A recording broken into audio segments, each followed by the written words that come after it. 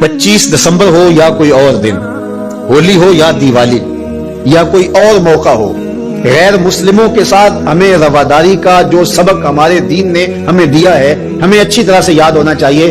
ہم نے غیر مسلموں سے رواداری کا طریقہ مغرب سے نہیں سیکھنا، آمنہ کے لال سے سیکھنا ہے۔ تو ہمیں کبھی بھی اس عقیدے سے انحراف نہیں کرنا چاہیے۔ ہمارے آیان اقتدار، ہمارے کار پرداز ذمہ دار حکومتوں کے تخت و تاج کے مالک مختلف ادوار کے اندر ایسے فول کر جاتے ہیں کہ جو شریعت کی دھجیاں اڑانے والی بات ہوتی ہے اور وہ اس کو رواداری کے نام پہ کر رہے ہو۔ ان کے ساتھ رواداری کا یہ مفہوم نہیں ہے کہ جا کے جو ہے وہ ان کے بتوں کی آپ تعظیم کریں اور ان کے اوپر چڑھاوا چڑھاویں یا پرشاد جا کے ان کی کھائیں، یا اسی طرح جو ہے وہ کرسمس ڈے کے اوپر ان کی تقریبات کے اندر اس طرح شامل ہوں کہ ان کے مذہبی شعار کو آپ جو ہے وہ اختیار کر رہے ہوں، تو یہ ہمارا دین اس کی اجازت نہیں ہے۔ اسلامی تقویم ہجری کا کیلنڈر حضرت عمر نے بنایا رضی اللہ تعالی عنہ نے، اور اسی تقویم کے مطابق وہ سال کی پہلی تاریخ کو اس دار دنیا سے آخرت کی جانب عازم سفر ہوئے۔ گویا جب ہجری سال کا آغاز ہوتا ہے تو سب سے پہلے ہمیں حضرت عمر فاروق کی یاد تڑپاتی ہے، ان کی شہادت کا تذکرہ تازہ ہوتا ہے، اور اطراف و اکناف عالم میں ان کے ذکر کی خوشبو سے، ان کے تذکرے کی مہک سے مشام ہستی منور ہوتے ہیں۔ تو یہ نئے سال کا آغاز ہے، ہم نئے عزم کے ساتھ آگے بڑھیں اور اپنی صبح کا آغاز صلاۃ التہجد سے کریں۔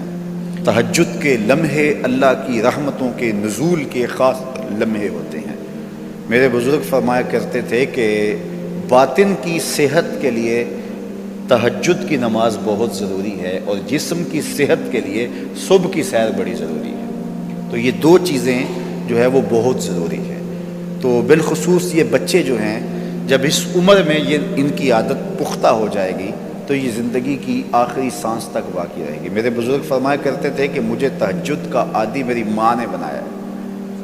وہ کس طرح کہتے ہیں کہ جب تہجد کا وقت ہوتا تو میری ماں میرے پاؤں آ کے دباتی تھی اور میں جلدی سے اٹھ جاتا، تو وہ تہجد کے لیے مجھے مصلی پہ بٹھاتی۔ اس کے بعد نماز فجر ادا کیجئے، اور سورۃ یاسین جو شخص اپنے دن کا آغاز سورہ یاسین سے کرتا ہے، سارا دن اس کی حفاظت ہوتی ہے، شیاطین سے، شریروں سے، شر سے، گناہوں سے اور بہت سارے معاملات سے، اور نادیدہ حملوں سے، بہت کچھ چیزوں سے اللہ تعالیٰ اس کو محفوظ رکھتا ہے۔ تو سارے سورہ یاسین کی تلاوت اپنے معمولات میں شامل کر لیں۔ نماز فجر کی ادائیگی کے بعد آپ ہلکی پھلکی ورزش ضرور کیجیے۔ جو قوی مومن ہے، طاقتور مومن ہے، کمزور مومن کی نسبت اللہ کو زیادہ محبوب ہے۔ تو طاقتور مومن، قوی مومن، یہ مطلوب ہے شریعت کا اور یہ مقصود ہے شریعت کا۔ پھر سونے سے قبل سورۃ الملک ایک مرتبہ ضرور پڑھیے گا۔ جس طرح سورہ یاسین پڑھتے ہیں تو سارا دن آپ کی حفاظت رہتی ہے، اور سورہ ملک اگر پڑھتے ہیں تو ساری رات آپ کی حفاظت رہتی ہے۔ اور سورہ واقعہ ایک مرتبہ یہ زندگی میں معمول بنا لیں، کیونکہ ہمارے جو معاشی مسائل ہیں اس کا بہترین روحانی حل سورہ الواقعہ ہے۔ سورہ الواقعہ کی تلاوت کرنے والا کبھی بھی کنگال نہیں رہتا۔ میں جب بھی اللہ کی توفیق سے یہ محسوس کرتا ہوں کہ ادارے کو وسائل کی ضرورت ہے تو سورہ واقعہ کو زیادہ پڑھنا شروع کر دیتا ہوں، تو اللہ خزانہ غیب سے مدد فرما دیتا ہے۔ اور جب بھی کبھی میں جاتا ہوں حرمین طیبین میں حاضری کے لیے تو سورہ واقعہ کی تلاوت میں لازمی کرتا ہوں، اس نیت سے کہ اللہ اس کی برکت سے، وہاں چونکہ 1,00,000 کے بدلے میں جو ہے وہ ثواب ہے، تاکہ جو ہے وہ زیادہ سے زیادہ اللہ تعالیٰ وسائل عطا فرمائے۔ تو یہ ساری جو بہاریں آپ کو نظر آ رہی ہیں، اس میں بہت سارا حصہ سورہ الواقعہ کا ہے۔ جس معاشرے میں ہم جی رہے ہیں یہ ناہموار معاشرہ ہے۔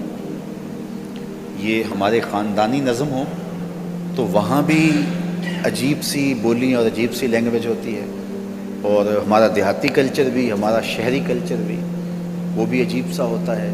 اسی طرح جو ہے وہ یہ ہمارے مدارس کی، مساجد کی دنیا بھی، یہ بھی ایک الگ کائنات ہوتی ہے۔ تو اس میں بھی مخصوص ایک طریقہ کار ہے اپنے مد مخالف کے لیے اور اپنے مد مقابل کے لیے۔